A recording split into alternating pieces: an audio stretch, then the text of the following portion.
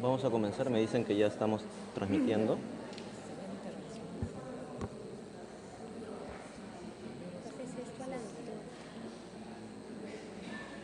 Puede ser con esto también. Ahí la doctora tiene diapositivas. Sí, pero no la va a usar.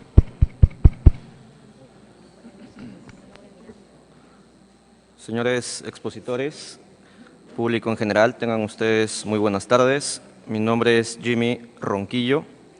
Quiero comenzar expresando mi sincera gratitud a la Escuela de Formación de Auxiliares Jurisdiccionales y Administrativos de la Corte de Lima y en particular al doctor José Antonio Neira Flores, director de esta escuela, y también al doctor Jaime Abanto Torres, quienes han tenido la gentileza de invitarme a participar en calidad de moderador de este evento, el cuarto conversatorio sobre conciliación extrajudicial y proceso civil, que va a tener 3 puntos, ¿no?, de debate. Primero, el rol de los abogados en la conciliación extrajudicial. Segundo, los problemas en la ejecución de las actas de conciliación defectuosamente redactadas. Y tercero, los acuerdos conciliatorios y los terceros no signatarios. La dinámica va a ser la siguiente. Cada expositor va a tener un tiempo para disertar sobre estos 3 temas. El tiempo será de 20 minutos. Concluidas todas las exposiciones, pasaremos a una ronda de preguntas de parte del público. Bueno, vamos a iniciar con la exposición de la doctora Ruth Condori Zucari, quien es juez titular de Paz Letrado de la Corte Superior de Justicia de Lima, a quien se le concede el uso de la palabra por espacio de 20 minutos.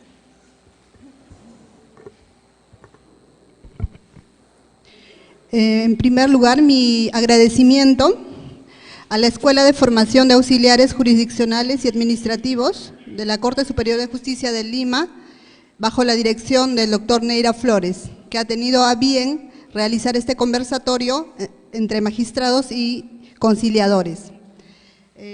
Asimismo, también saludo la presencia de los magistrados que nos acompañan en la mesa y los conciliadores que también están presentes y el público en general que nos está escuchando en esta oportunidad. Como bien lo dijo el doctor Jimmy Ronquillo, son 3 temas los que vamos a abordar. Los 3 temas son muy importantes y seguramente tiene algún tema o alguna situación de controversia, ¿no?, que cada uno seguramente va a exponer en su ponencia y ustedes tendrán también la oportunidad de formular sus preguntas. De manera breve vamos a tocar cada tema porque como son 20 minutos y son 3 puntos, aproximadamente toca 6 a 7 minutos por cada tema. Creo que el enfoque va a ser más práctico, porque las normas ustedes lo pueden revisar, no obstante eso los voy a citar, y mi enfoque va a ser eminentemente práctico, ¿no? Algunos ejemplos, sobre todo en el punto 2, ¿no?, los problemas de la ejecución de actas de conciliación defectuosamente redactados. Bien, damos inicio al primer tema. Respecto al rol de los abogados en la conciliación extrajudicial, podemos señalar que el artículo 29 de la Ley de Conciliación hace una referencia en un solo artículo. ¿Qué dice ese artículo? Dice: la legalidad de los acuerdos. Señala que todos los centros de conciliación, como mínimo, deben tener un abogado. No dice más. ¿Qué vamos a entender por esto? Que tiene que ver con el tema del rol del abogado. En la práctica, creo que muchos de ustedes que son abogados han podido observar que cuando acuden a un centro de conciliación, realizan las partes del acuerdo conciliatorio y el abogado viene solo a suscribir el acta. ¿A eso se refiere el rol del abogado? Me parece que no. Considero que el rol del abogado va mucho más allá de una suscripción de su firma. Lo que el artículo 29 dice es que tiene que dar legalidad a los acuerdos que se celebren. ¿Esto qué quiere decir? Que el abogado debe cumplir determinadas funciones, que implica un real rol del abogado. Implica que esté presente antes, durante y al finalizar el acta de audiencia de conciliación de las partes. Antes, ¿por qué? Porque cuando uno solicita el acta de conciliación o presenta su solicitud de conciliación, el abogado debe verificar que esa solicitud de conciliación tenga conformidad con la ley, con el ordenamiento jurídico y cumpla con determinados requisitos y que los pedidos puedan plasmarse en acuerdos. Porque de nada sirve que podamos presentar una solicitud de conciliación que finalmente no va a poder llegar a un acuerdo. Asimismo, también sabemos todos por la ley de conciliación que el conciliador no necesita ser abogado. En la mayoría de los casos, los conciliadores no son abogados. Por ende, necesitan la permanente asesoría del abogado, que sí es obligatorio que exista en un centro de conciliación. ¿Por qué? Ante determinadas materias que se concilien, ya sea en materia de alimentos, ya sea en materia laboral, en materia de obligaciones de dar suma de dinero, en materia de temas de desalojo, cada situación amerita que estas cláusulas de las actas de conciliación sean celebradas de tal manera que puedan ser ejecutadas. En los ejemplos que más adelante voy a dar, van a poder observar que en casos muy sencillos hay errores garrafales, lo cual no se advierte porque justamente los abogados que tienen ese rol tan importante no verifican la legalidad, no dan una asesoría debida a los conciliadores. Asimismo, también los abogados deben apoyar en la redacción de las actas de conciliación. Entenderán pues que los conciliadores, que en la mayoría de los casos no son abogados, cuando realizan los acuerdos o tratan de arribar a los acuerdos con las partes, porque las partes son las que negocian, y el conciliador es el que debe fomentar la solución pacífica de esa controversia. Producto de este arduo trabajo de intentar llegar a acuerdos conciliatorios, obviamente el conciliador podría estar cansado o no realizar una redacción adecuada del acta. ¿Quién tiene que verificar que esas actas estén bien redactadas? El abogado. Entonces, el rol del abogado es muy importante en un centro de conciliación. ¿Eso para qué? Para que estos acuerdos que se arriben en las actas de conciliación tengan obligaciones ciertas, expresas, exigibles, y si son de obligación de dar suma de dinero, sean líquidas o liquidables. De nada sirve tener actas de conciliación que no son exigibles. Un ejemplo sencillo, actas de conciliación en materia de alimentos, donde se acuerda y se dice que el demandado, el obligado, el padre del menor, se compromete a pagar salud, alimentos, vestimenta. Pero, ¿cómo cuantificamos? ¿Cómo liquidamos? Vestimenta podría ser una media, podría ser un polo, podría ser, no sé, otra prenda de vestir. Es muy genérica. No es lo mismo decir, celebramos un acta de conciliación por vestimenta, por el valor mensual de 100 soles. De modo que si no se cumple, se suma el extremo de vestimenta, que era 100 soles mensuales, por cuántos meses se incumplió y se puede ejecutar. Ese es un ejemplo simple, ¿no? De las actas que deben celebrarse con los requisitos que establece el 689 del Código Procesal Civil. Esto es que sean exigibles. ¿Qué más podemos decir del rol del abogado? Que si bien las partes tienen el derecho de poder ser asistido por un abogado personal o una persona de confianza que conozca las materias que se van a conciliar, eso no quiere decir que el abogado del centro de conciliación ya no va a darle legalidad o ya no va a verificar que estas actas estén redactadas, porque entenderán que los abogados de las partes, lamentablemente, en la mayoría de los casos, lo que buscan a veces tal vez no es conciliar, al contrario, tratar de que tal vez no se llegue a acuerdos, porque el hecho de no llegar a un acuerdo significa que van a ir a un proceso judicial.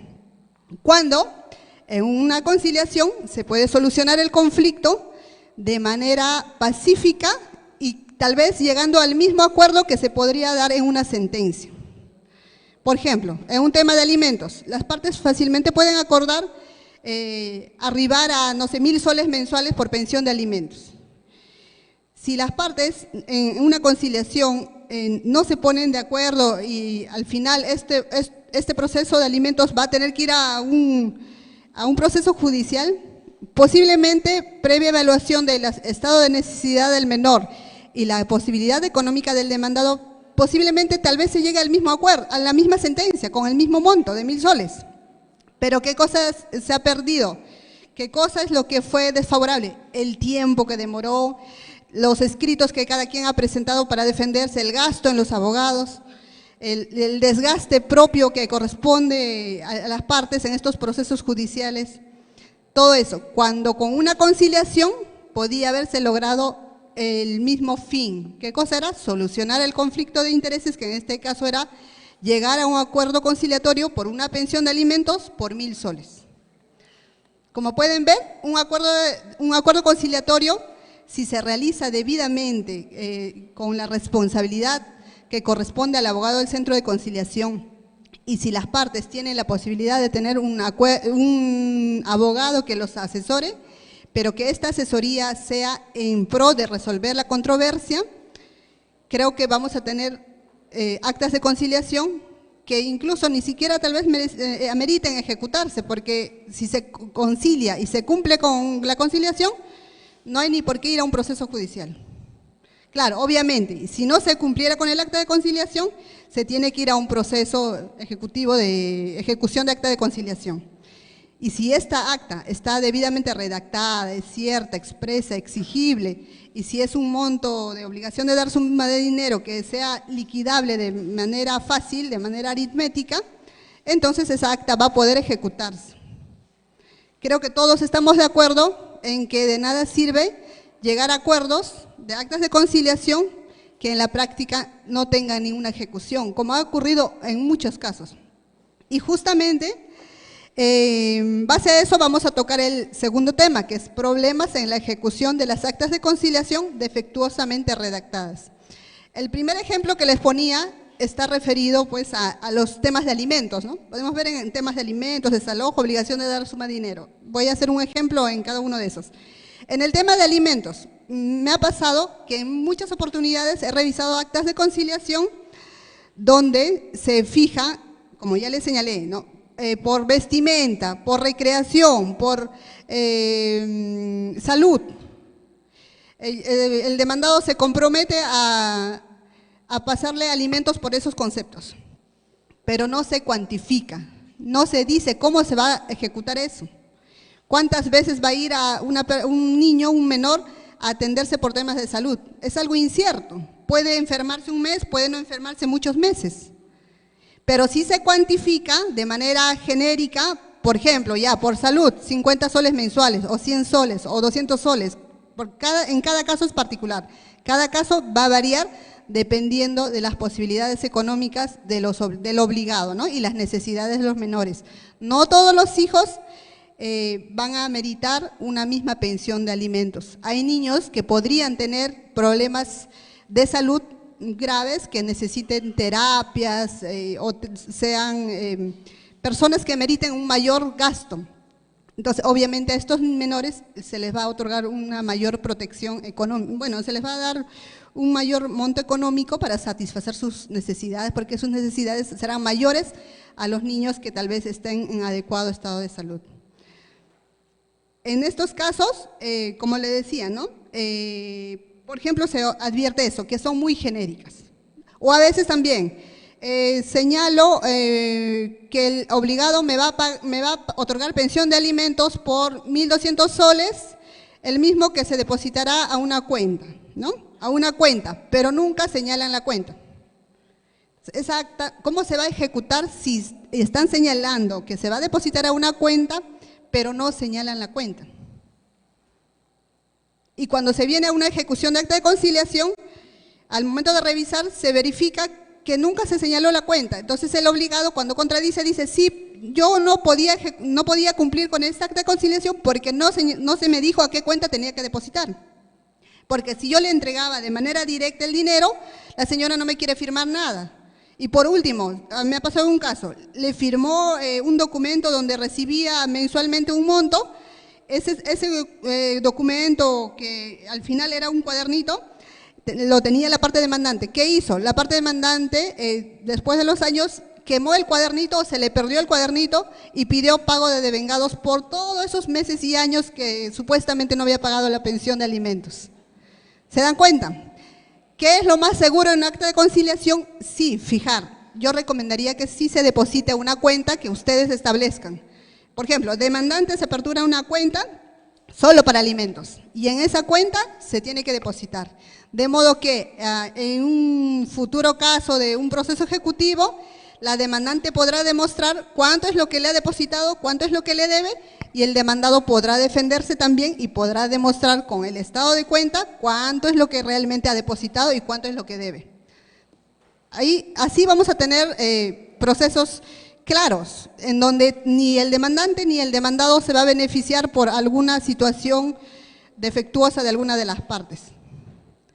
Mientras que si se hace actas genéricas, lamentablemente, por más que haya pagado el demandado, si no lo acredita, no se puede verificar ello.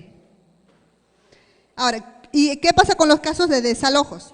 En los casos de desalojos también se presenta, ¿no?, una situación particular. Parecen tan simples y tan obvios para confundirse, pero lamentablemente estas actas existen.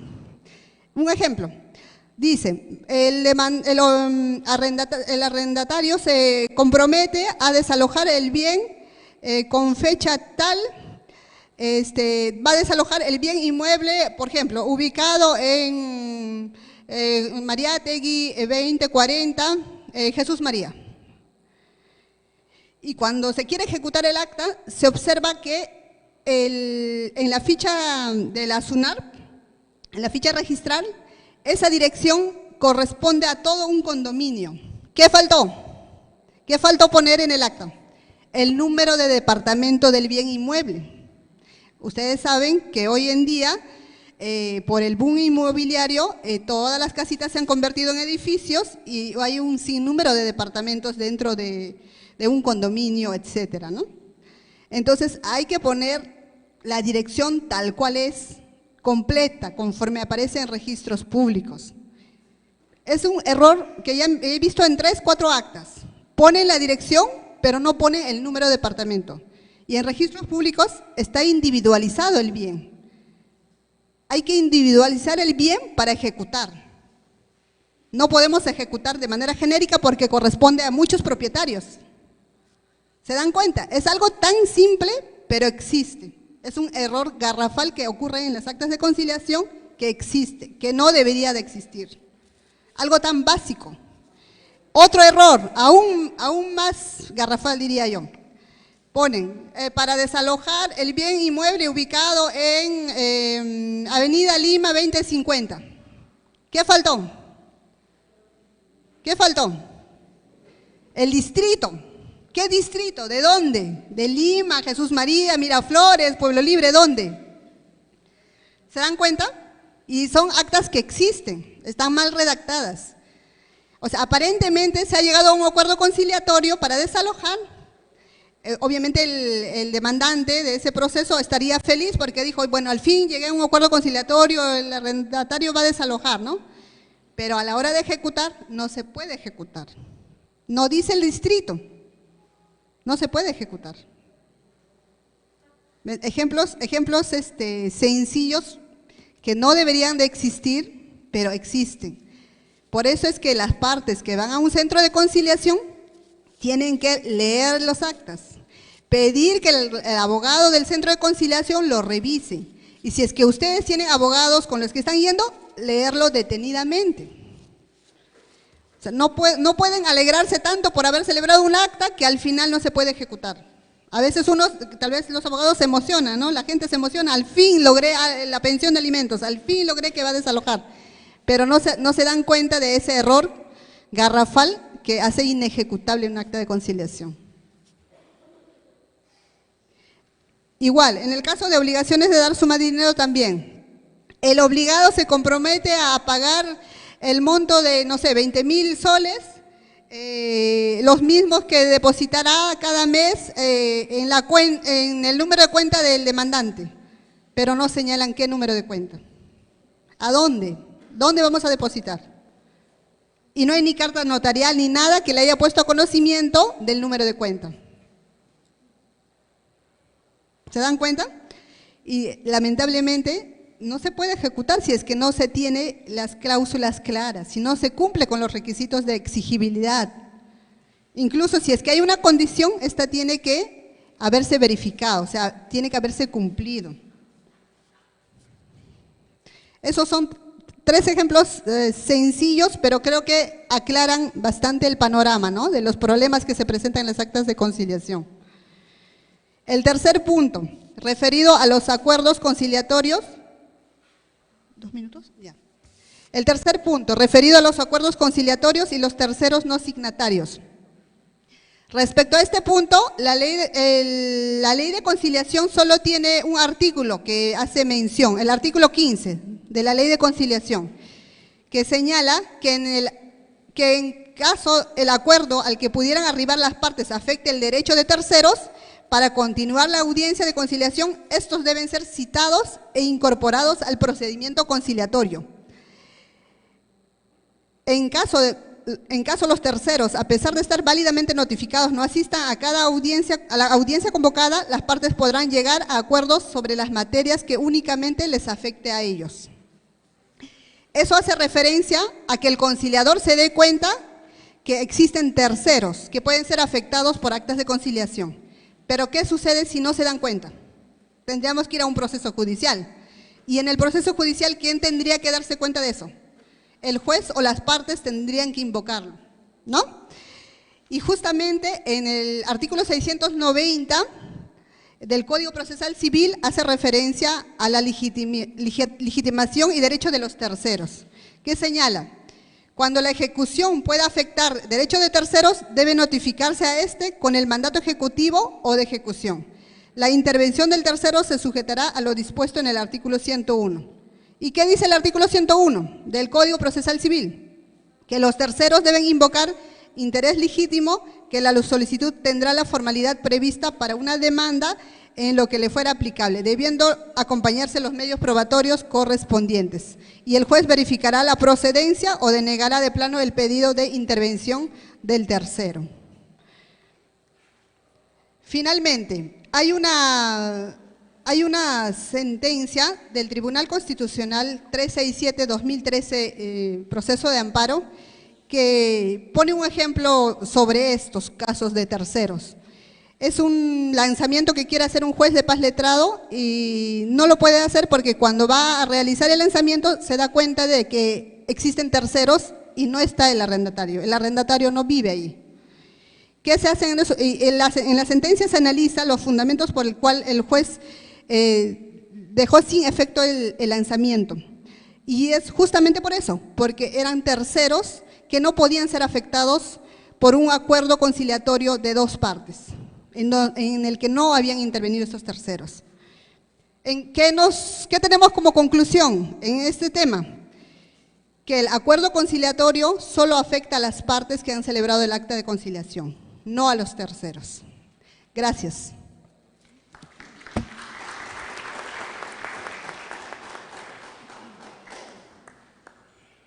Bien, en segundo lugar vamos a tener la intervención de la doctora Rosario Alfaro Lanchipa, quien es juez especializada en lo civil con su subespecialidad comercial de la Corte Superior de Justicia de Lima.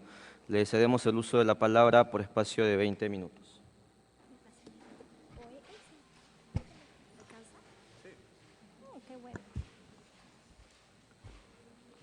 Muy buenas tardes.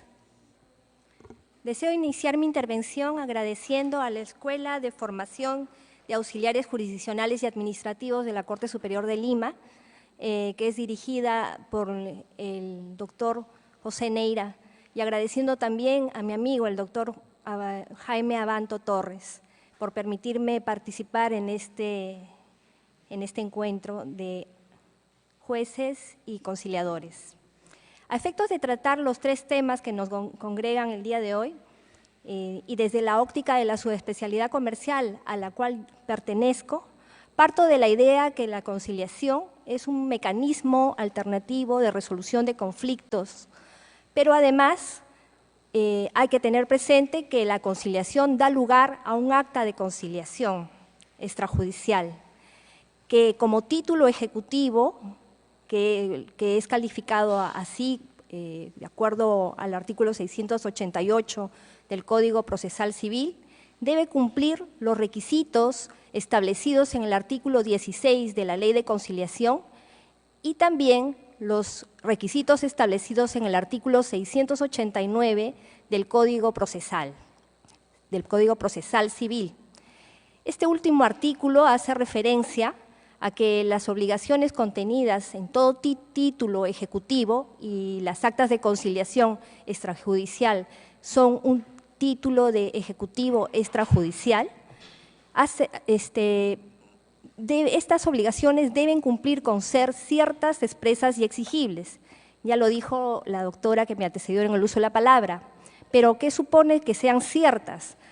Obligaciones son ciertas cuando se expresan los elementos subjetivos y objetivos de la prestación o del compromiso que se está asumiendo por el acta. Es decir, que se establece claramente quién es el acreedor y quién es el deudor de la prestación que se hubiere pactado y que también se señale en el contenido del acta de conciliación a qué se están obligando, que puede ser una obligación de dar suma de dinero, una obligación de hacer o de no hacer. Ese es el primer requisito. Expresa, cuando se habla de que la obligación tiene que ser expresa, tiene que constar netamente en el mismo contenido del título la especificación de la prestación que se debe cumplir para que se debe cumplir como parte del título ejecutivo. Y exigible quiere decir que pueda ser susceptible de requerirse su cumplimiento, sea porque ha vencido el plazo, sea porque se ha cumplido la condición o cargo que debía absolver el acreedor para requerir la prestación señalada en el título ejecutivo o porque se esté dirigiendo este pedido de ejecución ante el juez competente. Adicionalmente, el Código Procesal Civil señala si se trata de una obligación de dar suma de dinero, la que es pactada en un acta de conciliación, esta debe reunir la característica de ser líquida, es decir, ser expresada en una cantidad de dinero exacta, ¿no?, o liquidable, es decir, que se defina a través de una simple operación aritmética. Así, teniendo en cuenta la calidad de título ejecutivo del acta de conciliación, el rol del abogado, y a partir de esto me voy a ocupar del primer tema que nos congrega en esta tarde, el rol del abogado tiene que tomar en cuenta no solamente el título dando cumplimiento al artículo de la Ley de Conciliación, sino también considerando este otro artículo del Código Procesal Civil, que es el 689, que ya les he mencionado. Para efectos de ver el rol del abogado en el proceso, en la conciliación extrajudicial, considero también que es pertinente señalar que se puede entender desde dos puntos de vista. Puede hablarse del abogado como asesor de las partes o puede hablarse del abogado como el abogado que está en el centro de conciliación. Como abogado de las partes, en principio el artículo 14 y el artículo 14 de la ley y el artículo 21 del reglamento de la Ley de Conciliación establecen que las partes que acudan a un centro de conciliación pueden verse acompañadas de personas de su confianza o de especialistas que coadyuven a la finalidad o al logro de la conciliación. Estos artículos no señalan que no determinan la necesidad de un asesor, ni tampoco definen que este asesor deba tener la condición de abogado. A partir de eso, podemos señalar que la asesoría de un abogado es facultativa en el procedimiento de conciliación. Sin embargo, de lo que se trata es que si el abogado acude en compañía de su patrocinado, éste lo asista en cuanto a las materias que pueden ser susceptibles de conciliación, además lo asesore en la forma en que puede obligarse respecto de la materia que es objeto de la conciliación y que además esta asesoría le pueda permitir al invitado o al solicitante dar una opinión informada o tener una decisión informada respecto a lo que es materia de la conciliación. No se admite que el abogado, que es asesor de una de las partes o de cualquiera de las partes, adopte un rol protagónico o decisivo para tomar el acuerdo que se adopte en el centro de conciliación.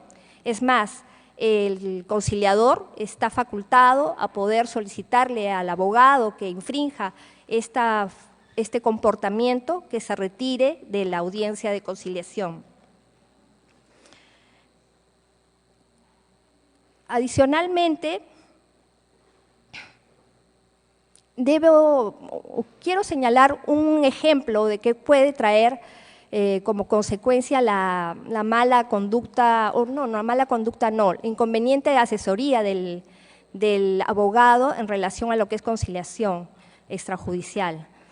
Así, por ejemplo, en el caso de un proceso judicial que se vio en el segundo juzgado comercial, se tuvo que rechazar la demanda debido a que no se presentó un acta de conciliación extrajudicial como requisito de procedibilidad, porque pese a tener pretensiones conciliables, como eran la extensión de un otorgamiento de escritura, de cancelación y levantamiento de hipoteca, no se dio la asesoría adecuada a la parte para poder llevar a conciliación este tema. Por otro lado, si bien la intervención del abogado es facultativa en los procesos de conciliación extrajudicial, existe un supuesto en el que se ha desnaturalizado esta situación. Es el caso de la reconvención, que cuando se produce una reconvención y producto de las modificatorias que se dieron en el artículo 445 del Código Procesal Civil, se establece que si la reconvención tiene pretensiones que son susceptibles, que son conciliables, es decir, que son disponibles, versan sobre derechos disponibles, en ese caso debe cuidarse primero debe cuidar el juez de verificar si la parte demandada estuvo presente al momento de adoptarse el acuerdo en el centro de conciliación y si ésta dejó constancia de las pretensiones que iba a hacer valer como parte de su reconvención y de los hechos en los que los iba a sustentar. Este planteamiento hace que ha sido varias veces criticado, ¿no? Porque la conciliación extrajudicial se le está dando o judicializando, se dice así, ¿no? El otro rol que cumple el abogado en los procedimientos de conciliación, como ya lo comenté, es el ser abogado del centro de conciliación. Como abogado del centro de conciliación tiene que velar porque la legalidad de los acuerdos, a su vez tendrá que velar que el acta de conciliación también cumpla los requisitos del artículo 16, porque son estos requisitos bajo sanción de nulidad deben de cumplirse, y por supuesto deben también velar porque se cumpla el artículo 689 del Código Procesal Civil, al cual ya hice referencia, consignando obligaciones que reúnan las características de ser ciertas, expresas, exigibles, y si se trata de una pretensión dineraria, expresada en forma líquida o liquidable. Esta responsabilidad del abogado del centro de conciliación, lógicamente también es compartida por el abogado que asista a cada una de las partes. De allí que la doctora que me antecedió el uso de la palabra también hizo mención a algunos ejemplos en donde esta obligación fue desatendida. Vinculado con el acta de conciliación, cuya validez debe cuidarse, repito, tanto por el abogado que es asesor de las partes como por el abogado del centro de conciliación, están los problemas en la ejecución de las actas de conciliación, y este es el segundo tema que que traemos al conversatorio. En este caso, refiriéndonos exclusivamente a las actas de conciliación que tienen mérito ejecutivo, porque también las hay, las que solamente sirven como requisito de procedibilidad, pero nos vamos a referir exclusivamente a las que tienen mérito ejecutivo, tenemos que la ley distingue en su artículo 16 la posibilidad que estas actas puedan ser objeto de subsanación, que puede ocurrir, por ejemplo, cuando de oficio en el juzgado se advierta al momento de calificar una demanda que existen requisitos que no se han observado al momento de redactar el acta. En estos casos, el acta es devuelta al ejecutante para que él pueda acercarse a promover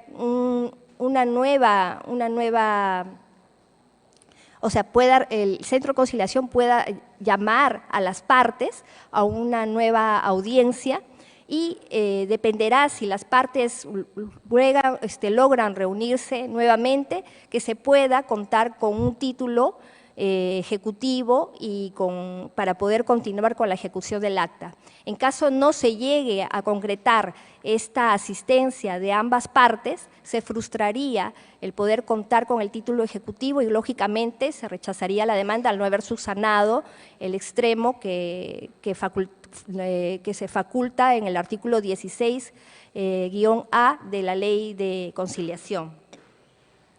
En estos casos, la Ley de Conciliación no permite la convalidación de los defectos que puedan tener el acta, porque la convalidación únicamente está aceptada en relación a las actas de conciliación que sirven como requisito de procedibilidad, es decir, aquellas que se acompañan para cumplir el requisito de haber acudido a la conciliación como requisito de procedibilidad y poder iniciar una demanda que no es en la vía ejecutiva, no es en la vía del proceso único de ejecución.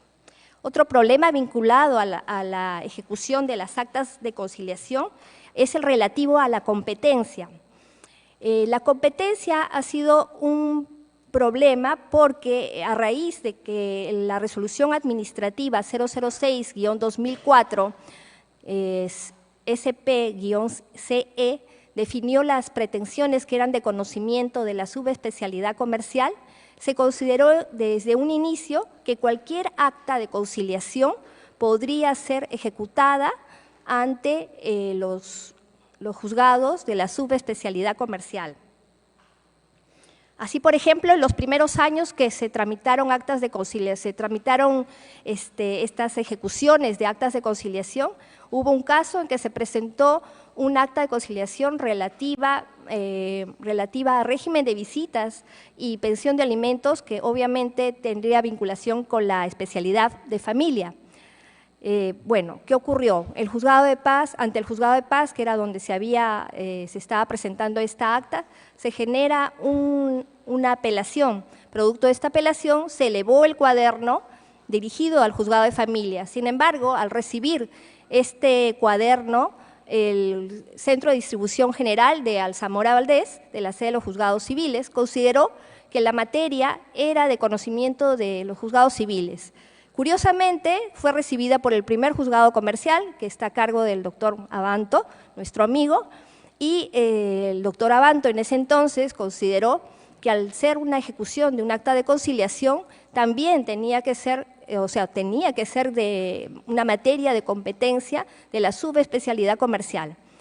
Este hecho originó que el expediente se remitiera a la subespecialidad comercial.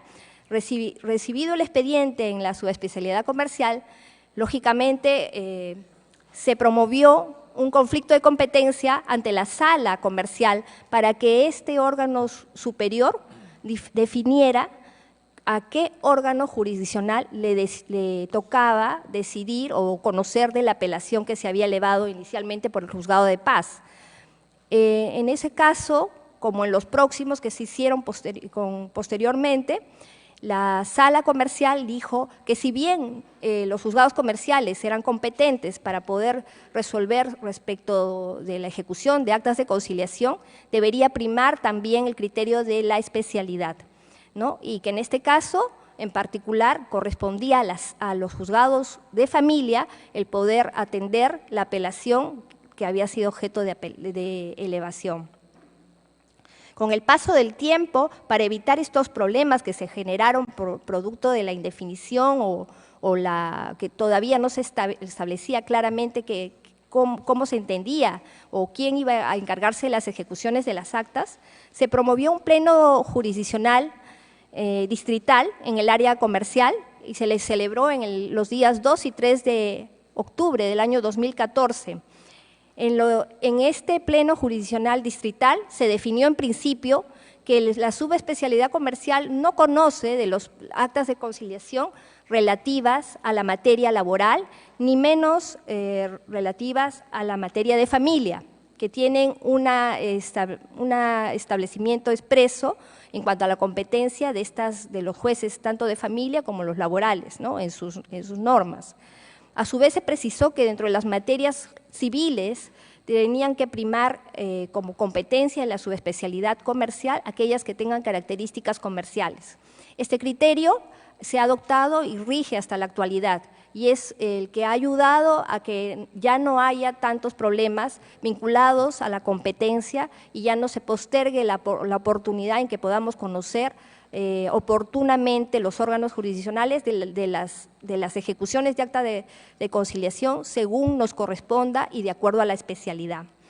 Otro problema relativo a las actas, a la ejecución de las actas de conciliación extrajudicial que se presenta en los juzgados comerciales está vinculado al hecho que, si bien el acta de conciliación extrajudicial establece un monto a pagar, y esto me refiero exclusivamente a las obligaciones de dar suma de dinero, se han presentado casos en que instituciones bancarias, adjuntando una liquidación de saldo deudor, piden en la pretensión de la demanda, un monto mayor, por considerar que se han generado intereses y que a partir de ello, y dejando de lado lo que consignaba inicialmente el acta de conciliación, era posible que estas pretensiones fueran distintas a las que se habían adoptado, a las que se habían acordado inicialmente en el acta.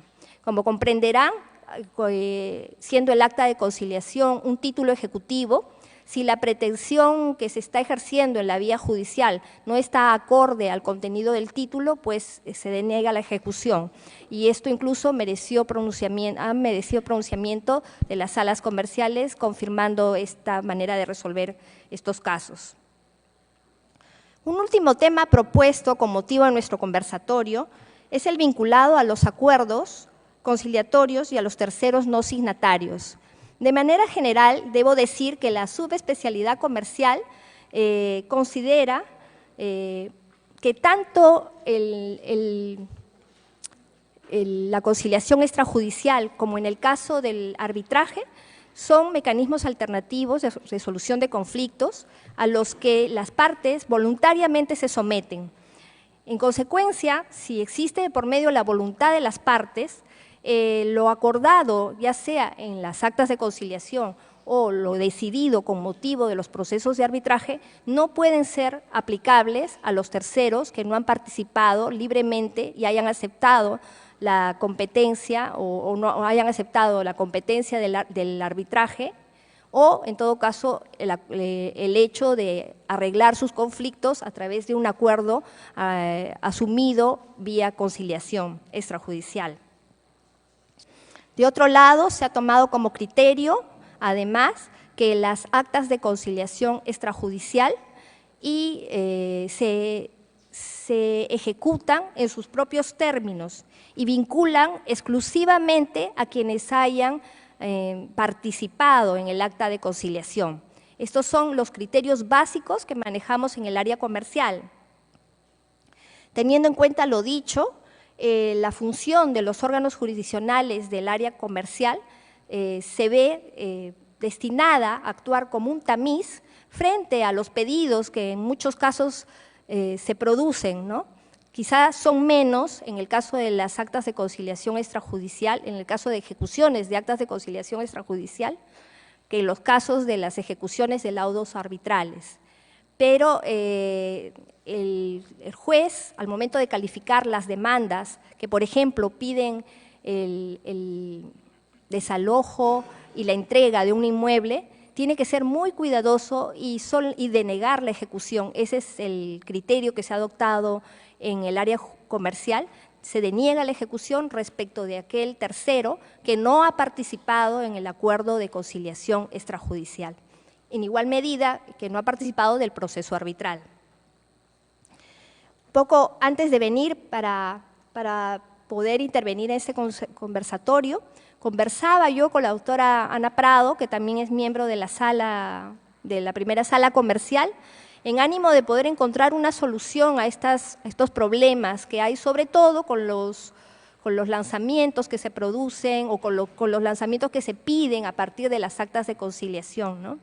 Y considerábamos en la conversación que un remedio para poder evitar estos excesos sería también que en los mismos centros de conciliación en donde se advierta que la solicitud de conciliación versa sobre la entrega de un inmueble, se cuide de notificar en el bien que es materia de esa entrega.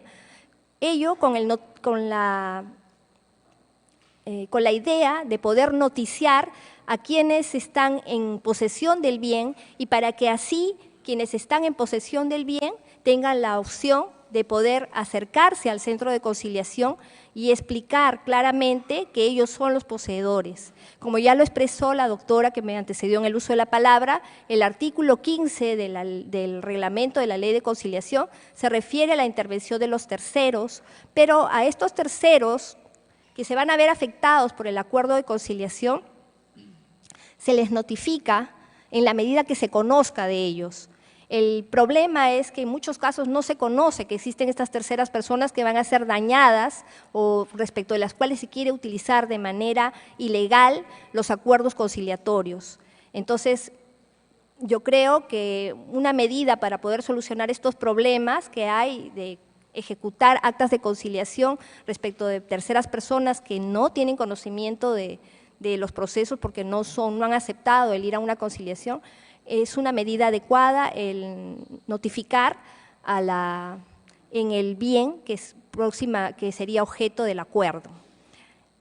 Espero que me haya podido dejar entender y estoy a su disposición para que en la ronda de preguntas pueda absolver cualquier otra duda que ustedes puedan tener al alcance, ¿no? Muchas gracias.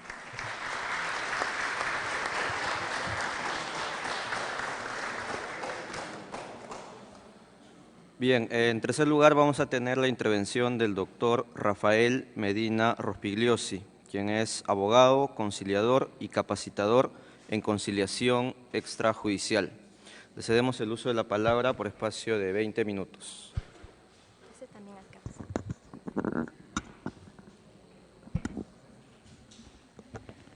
Bien, buenas noches a todos. Primero quiero agradecer a la Escuela de Formación de Auxiliares Jurisdiccionales y Administrativos de la Corte Superior de Lima, en la persona del doctor José Ineira Flores, y asimismo agradecer al doctor Jaime Abanto por haberme invitado a este evento. También un saludo para todos los presentes y en especial también a todos los conciliadores que nos están siguiendo por las redes sociales.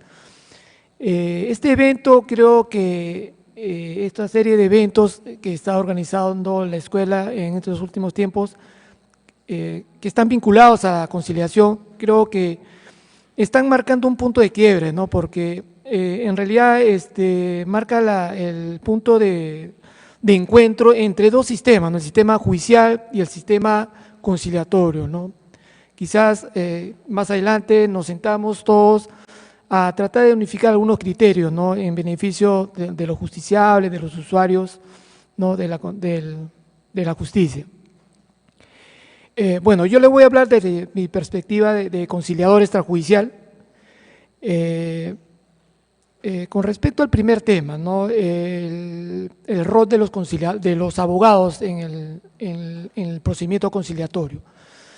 Bien, mire, en realidad la conciliación importa un nuevo campo de acción para los abogados, ¿no? Quizás en un primer momento no se vio de esa manera, sin embargo con el transcurrir del tiempo ya yo observo que hay más permisibilidad, más aceptación, ¿no? De los abogados a la conciliación, ¿no? Bueno, los abogados pueden participar de diversas formas, ¿no? En el procedimiento conciliatorio. Si lo ubicamos dentro del aspecto del centro de conciliación, vamos a tener que su participación será de manera obligatoria y tendrá como función principal verificar la legalidad de los acuerdos conciliables, ¿no?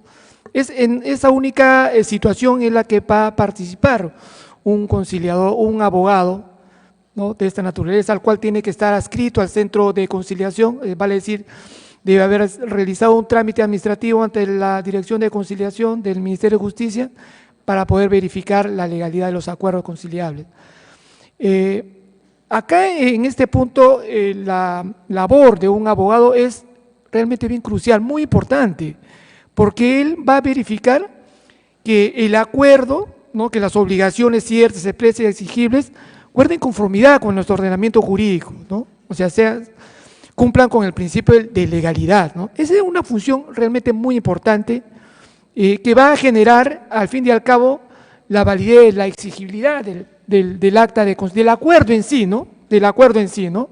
Que va a generar la satisfacción de los usuarios de la conciliación extrajudicial, ¿no?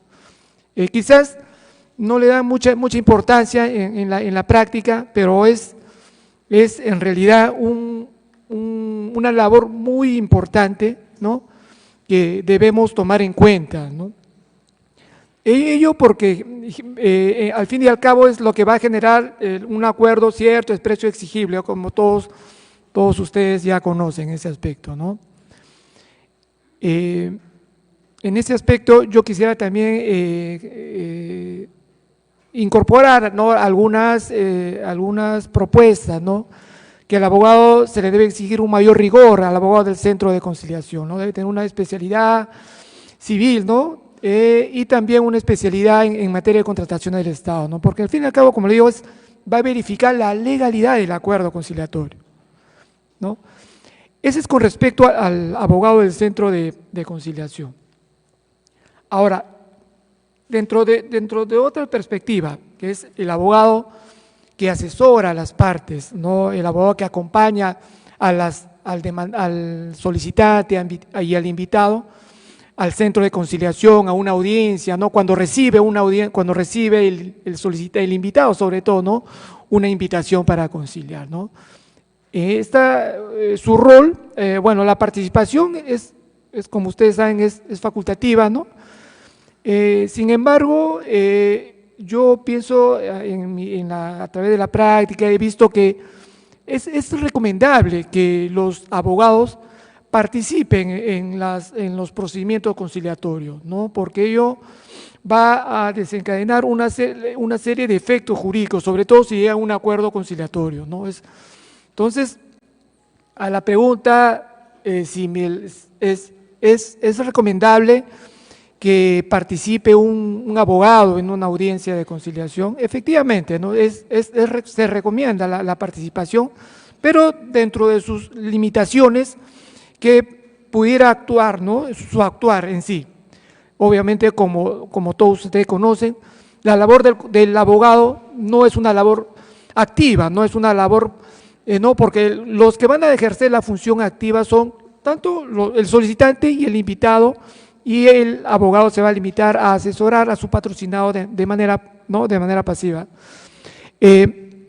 Bueno, si identificamos la labor, el rol del abogado dentro de la conciliación en sí, podríamos dividir en tres espacios, ¿no?, tres tiempos: preconciliación, ¿no?, en la etapa en la audiencia propiamente dicho, y en la posconciliación, o sea, cuando ya terminó el procedimiento conciliatorio. En la etapa preconciliatoria, la labor de un abogado es fundamental, ¿no? Porque mire, este es el kit del asunto, es el abogado va a determinar la conveniencia de su cliente de poder usar la conciliación adecuadamente, ¿no? Entonces, es muy importante, acá es el punto de inicio, ¿no?, de la labor del abogado en el procedimiento conciliatorio, ¿no?, porque él va de acuerdo al análisis de los hechos, va a determinar y le va a sugerir y le va a asesorar a su patrocinado la conveniencia, ¿no?, de usar la conciliación y poder resolver la controversia quizás en un estado más temprano, ¿no? En menor tiempo, ¿no? y en un menor costo. Luego de haber determinado esta situación, ¿no? El abogado tenía que determinar también, identificar cuál es el conflicto, ¿no? Cuáles son los intereses, cuál es el interés fundamental que persigue su patrocinado a través de esta solicitud de conciliación o quizás en la invitación, ¿no? Entonces, otro aspecto también puede proponer, de alguna manera plantear algunas soluciones y también incitar y promover que su patrocinado proponga soluciones, ¿no? a la controversia, opciones que pudieran satisfacer plenamente los intereses de su patrocinado, ¿no? Entonces, también en esta etapa preconciliatoria, el abogado tiene que explicar, ¿no? al solicitante, ¿no? Cuando va a iniciar un procedimiento conciliatorio, y al invitado también, ¿no? Cuando le llega una solicitud de conciliación, en qué consiste la conciliación, cuáles son las etapas, cuál es su rol, cuáles son los efectos, la calidad de un acuerdo conciliatorio. Entonces, ¿para qué? Para que en realidad quien va a tomar la decisión, ¿no? de poder conciliar es las partes, ¿no? El solicitante y el invitado. Ellos son los que van a determinar la posibilidad, ¿no? de poder llegar a un acuerdo en base al asesoramiento que le brinda un abogado, ¿no? Otro aspecto que también tiene que tomar en cuenta el abogado está relacionado a que debe informar cuál es la base jurídica, ¿no? de la controversia, por ejemplo, un tema de desalojo, en un tema de pensión de alimentos, en un tema de régimen de visitas, en un tema de resolución de contrato, en tema de contratación del Estado, ¿no? O sea, brinda un asesoramiento jurídico a su patrocinado, ya sea en la calidad de solicitante o en la calidad de invitado, ¿no? Entonces, esta es la labor que va a cumplir el abogado en la etapa preconciliatoria, ¿no? Va a informar a las partes sobre el procedimiento conciliatorio. En la etapa de ya la conciliación, en la etapa ya propiamente de la audiencia de conciliación, cuando ya ingresan a la audiencia, ¿no? Solicitante, invitado, ¿no? Da la palabra al solicitante, luego al invitado. La labor del abogado es fundamental en esta etapa. ¿Por qué? Porque le va a permitir a las partes generar confianza, ¿no? En que va a poder llegar a un acuerdo, que va a poder ejecutarlo, ¿no? En forma voluntaria, o que se va a poder, en caso de que incumpla, lo va a poder exigir en el Poder Judicial. Entonces, genera confianza en las partes, ¿no? La participación de un abogado, ¿no?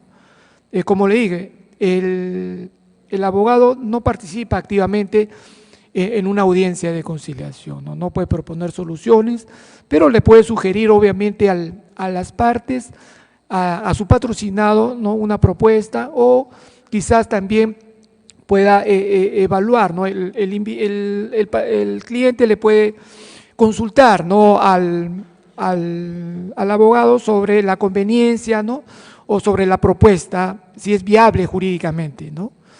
Entonces, en otro aspecto también de la labor que cumple el abogado dentro de la audiencia de conciliación, quizás también existan situaciones muy particulares en que es mejor que no participe dentro de la audiencia propiamente dicha, ¿no?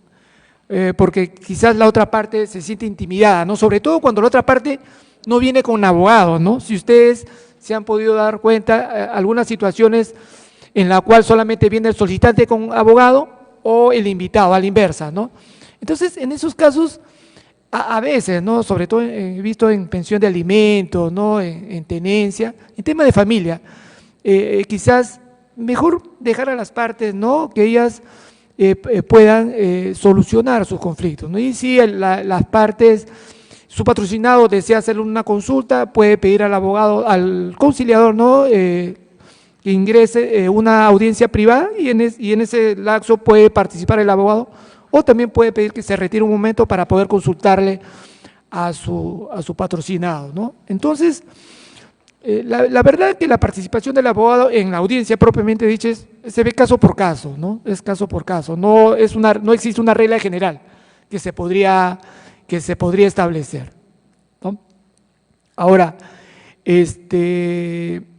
o en la etapa ya postconciliatoria, bueno, en este caso también la labor del abogado es crucial, ¿no? Porque acá él, en caso de que la otra parte incumple el acuerdo al que han arribado las partes, entonces va a ejecutar, ¿no? el acta de conciliación. Él va a elaborar la demanda, va a llevar el proceso de ejecución de acta de conciliación, ¿no? Y también quizás si llegan una falta de acuerdo o un acuerdo parcial. Entonces, en todos estos espacios de tiempo, ustedes pueden advertir que la labor del conciliador, el rol del abogado, ya sea del abogado del centro de conciliación o el abogado que acompaña a una de las partes, es realmente muy importante, ¿no? Que debe ser tomada en cuenta por los abogados y también por las partes, ¿no? Bueno, ahora voy a pasar al siguiente tema que está relacionado a los principales problemas que presentan las actas de conciliación. Bueno, los principales problemas que podemos advertir en las actas de conciliación es que a veces existen situaciones en las cuales no se consignan obligaciones ciertas, expresas, exigibles. Por ejemplo, se hace un acuerdo de desalojo, no se precisa quién restituye a quién la posesión, ¿no? O no se precisa el inmueble, ¿no? Como decía la doctora, no se identifica el inmueble adecuadamente, ¿no? Cuando ustedes identifiquen el inmueble tienen que precisarlo, puede ser avenida, jirón, lote, distrito, provincia y departamento, ¿no? De acuerdo a la partida registral, ¿no? Inclusive también de acuerdo hay situaciones en las cuales se pueden advertir que no existe conformidad, ¿no? A la realidad con respecto a la partida registral. Bueno, existen también otras situaciones en las cuales se elaboran actas de conciliación, en las cuales los acuerdos sobre obligaciones de dar su dinero igual, no se precisa quién es el obligado, la fecha de pago, los montos, ¿no? Con respecto a indemnizaciones no se precisa el monto indemnizatorio. Otro aspecto que es fundamental, cuando ustedes elaboren un acta de conciliación, no consignen reconocimientos de obligaciones. Por lo que se consigna en los acuerdos son obligaciones. Yo me obligo a tal, yo me obligo a pagar, yo me obligo a desalojar, yo me obligo a indemnizar, yo me obligo a pasar una pensión de alimentos, yo me obligo por ejemplo, otorgo la tenencia, ¿no? Pero yo no reconozco una suma de dinero, yo no reconozco que soy poseedor, yo no reconozco que soy sucesor, porque no se va a poder ejecutar esta acta de conciliación, ¿no? Bueno, entonces ya me han puesto en la tarjeta amarilla. Voy a pasar inmediatamente al tercer tema que está relacionado a las partes no signatarias. Miren, señores, como ya lo han señalado las doctoras del Poder Judicial, las actas de conciliación solo vinculan a las personas que suscribieron el acta de conciliación, ¿no?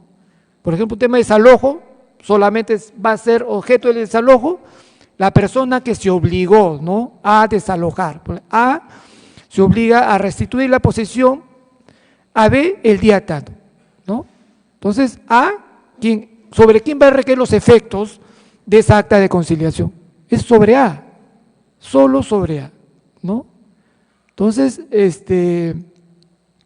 en ese aspecto sí hay que tener bastante cuidado, ¿no? Sobre todo los conciliadores, al momento de elaborar las actas de conciliación. No solamente ustedes pueden consignar como obligados de las prestaciones que realizan los acuerdos, ¿no?, a las personas que han participado en una acta, en un procedimiento conciliatorio, ¿no? Por ejemplo, Juan y María participan y solo ellos se pueden obligar en un acuerdo conciliatorio.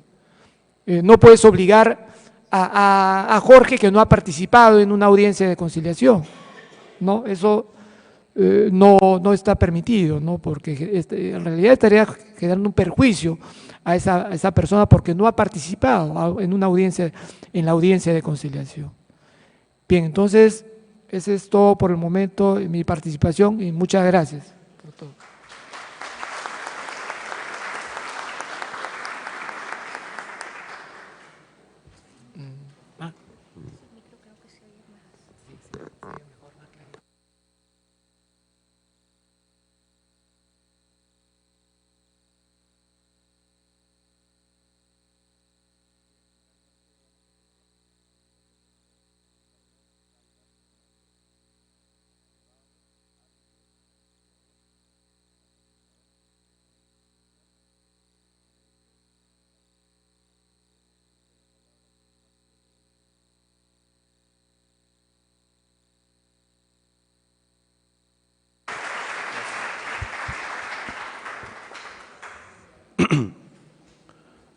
Ante todo, buenas tardes. Muchas gracias, como dijeron mis antecesores, al director de la Escuela de Formación de Auxiliares Jurisdiccionales, el doctor José Antonio Neira Flores, y al doctor Jaime Abando Torres, que es uno de los impulsores de estos conversatorios.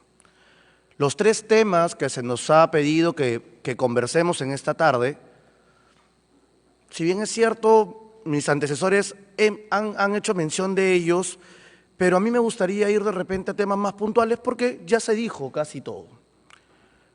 El rol de los abogados. Hablamos de abogados, por un lado los abogados que hacen mención la ley y el reglamento de conciliación, y por otro lado los abogados que participan como asesores de las partes. La ley de conciliación solamente hace mención a un tipo de abogados, al abogado verificador de la legalidad. ¿Y legalidad de qué? De los acuerdos. Quiere decir que solo el abogado del centro de conciliación va a participar, uno, cuando hay audiencia efectiva, que quiere decir cuando las partes se presentan a la audiencia de conciliación, y que solo va a participar cuando hay un acuerdo total o parcial. En todas las otras situaciones dentro del procedimiento conciliatorio, la ley no ha establecido de ninguna forma cuál es la función del abogado verificador de la legalidad. Ahora, eso es lo que dice la norma. Yo estuve revisando el conversatorio, el tercer conversatorio, y me quedo con un detalle de ese conversatorio.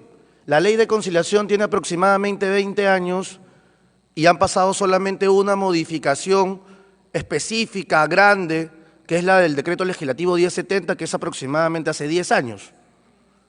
La persona que hizo este comentario dijo, pasan dos cosas, o la ley es perfecta, o los operadores de la conciliación no estamos haciendo absolutamente nada. Recojo ese comentario y lo hago mío en este punto porque creo que el abogado del centro de conciliación no debe estar limitado únicamente a la verificación de la legalidad de los acuerdos, sino que debe tener una participación activa al momento de la presentación y calificación, o mal llamada actualmente la calificación de la solicitud de conciliación, durante el procedimiento conciliatorio, porque, señores, el procedimiento no es solo la audiencia. El procedimiento inicia desde el momento que se presenta la solicitud de conciliación. Dejemos de llamarle conciliación solo al acto de audiencia, porque hay muchos temas y muchos puntos al interior del procedimiento que tiene que ser verificado desde el punto de vista de quien habla por el abogado. Plazos, materia conciliable, como por ejemplo. La ley de conciliación y su reglamento establecen que la solicitud se presenta al centro de conciliación y la tendrá que verificar y dar de trámite el secretario general del centro. El secretario general del centro, en la misma ley y reglamento, no le piden ser abogado. Y si no le piden ser abogado, ¿cómo va a verificar una materia conciliable? Creo que eso sería menester de ser cambiado hace bastante tiempo. Estas son las cosas que el abogado del Centro de Conciliación debe ver. Ojo, que actualmente la ley no lo exija, no quiere decir que los operadores de la conciliación no lo hagamos. Quien le habla, y como sé también mi antecesor, es director de un centro de conciliación, ejerce la conciliación de forma efectiva, quien le habla la ejerce hace casi 10 años y es director de un centro. Nosotros hacemos esa labor, aunque la ley no la mande. ¿Por qué? Porque no pensamos solamente en lo que la ley nos obliga a hacer, sino pensamos en que la institución de la conciliación necesita estar fortalecida. ¿Ok? Por un lado, ese es el abogado que dice la ley. Por otro lado, tenemos al abogado que representa a las partes o que asesora a las partes. Pero ese abogado existe en la ley de conciliación o en su reglamento, no existe. Así de sencillo, no hay abogado, no hacen mención a ningún abogado. Lo que más se acerca, como ya han dicho las doctoras que me han antecedido, es que las partes se pueden hacer asesorar por alguien de su confianza, algún especialista. En buena cuenta pueden traer a cualquiera, a su hermano, a su papá, a su tío, a un ingeniero, a un contador, a un administrador, dependiendo, lo que ellos gusten. Pero tratándose de derechos, porque obviamente las materias conciliables son derechos, el profesional más acertado a elegir debería de ser un abogado. Parto de la idea que es facultativo, sí, pero yo creo que todo ciudadano responsable debería hacerse asesorar. Porque yo cuando estoy enfermo no voy al contador, voy al médico. Ahora, este abogado, ¿cómo participa? En la etapa de iniciar el procedimiento conciliatorio, cuando hablamos que el abogado es asesor del solicitante, lo correcto sería que él redacte su solicitud de conciliación, donde él establezca claramente los hechos y la pretensión que está solicitando. Les recuerdo que de acuerdo a la ley, si la solicitud no se presenta por las partes, pueden presentarlo de forma oral y el Centro de Conciliación tiene la obligación de tener formatos donde debe establecerse esto. Sigo diciendo, es importante, tratándose de derechos, que haya un abogado. Y si no es el de las partes, será el del Centro de Conciliación. Ahora, señores, los que son abogados aquí participan como abogados asesores o abogados patrocinantes o abogados apoderados en su caso. El procedimiento conciliatorio no es un proceso judicial, no hay apersonamientos, no hay lectura de expedientes, ¿ok? No hay pedido de uso de la palabra, porque lo que les estoy diciendo, señores, es lo que en la práctica vemos a diario, abogados que están de espaldas a la ley de conciliación y a su reglamento y mucho más de espaldas a la práctica conciliatoria. Vienen, desean hacer uso de la palabra en la audiencia, vienen, solicitan lectura del expediente, vienen, solicitan copia de todo el expediente de conciliación, cuando la ley solamente nos obliga a entregar copia certificada del acta y de la solicitud de la misma. Entonces, hacemos pedidos y entorpecemos el procedimiento. El Centro de Conciliación no es una instancia de parte, por ende no contesta escritos. Si un abogado me envía un escrito solicitando que le explique, le aclare o que emita algún tipo de decisión, le recuerdo, los conciliadores no decidimos, estamos para aportar a la búsqueda de soluciones, nada más. Dicho eso, señores, el abogado, lo que yo les recomiendo, porque ya mis antecesores han abarcado casi toda la información necesaria, yo les recomiendo a los que son abogados de parte que su función es participar de la audiencia en tanto y en cuanto aporten a la búsqueda de una solución. Porque si no va a ser así, señores, para discutir las cosas está el Poder Judicial y para acordar las cosas está el Centro de Conciliación. Ahora, se dice mucho que los abogados no deben tener una actitud predominante, una titularidad en el procedimiento conciliatorio, o sea, no deben ser los protagonistas. ¿Por qué?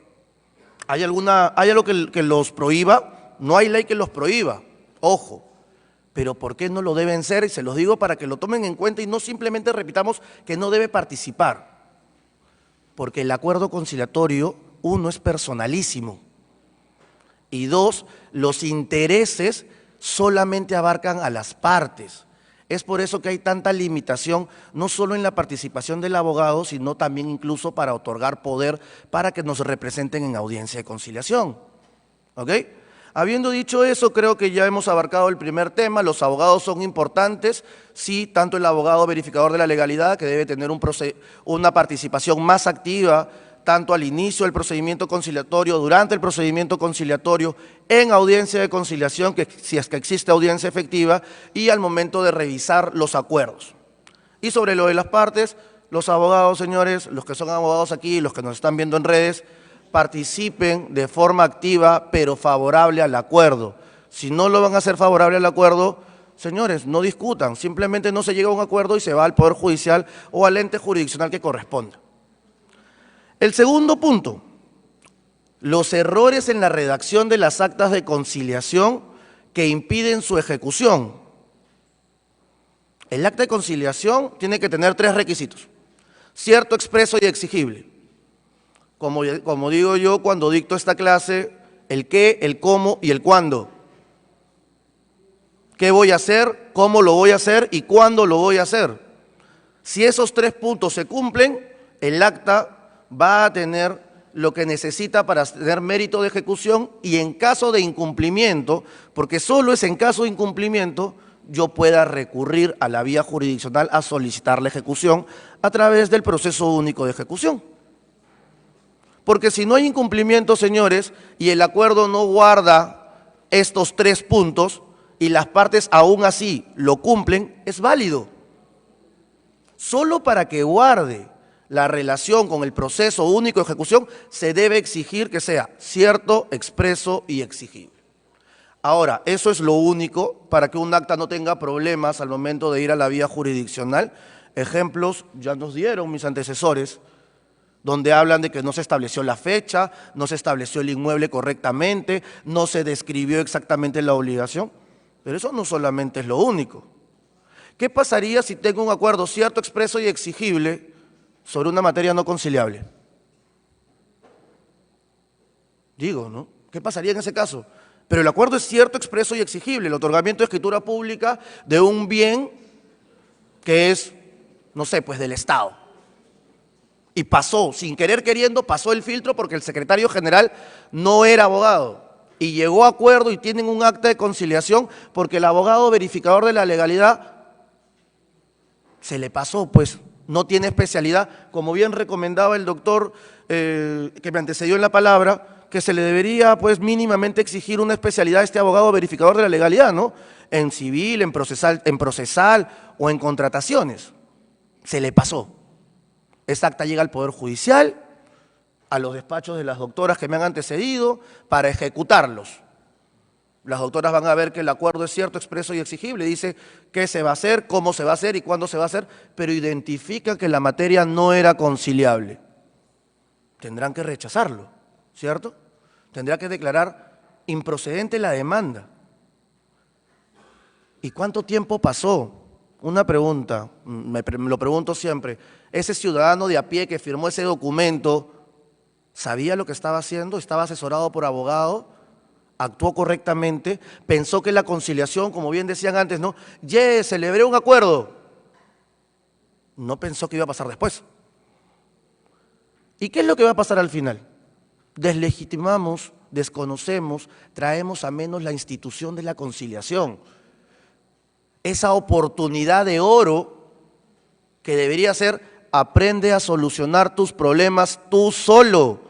Deja de recurrir al Estado, a un tercero, a que te diga cómo se solucionan las cosas, que es la base fundamental de la conciliación.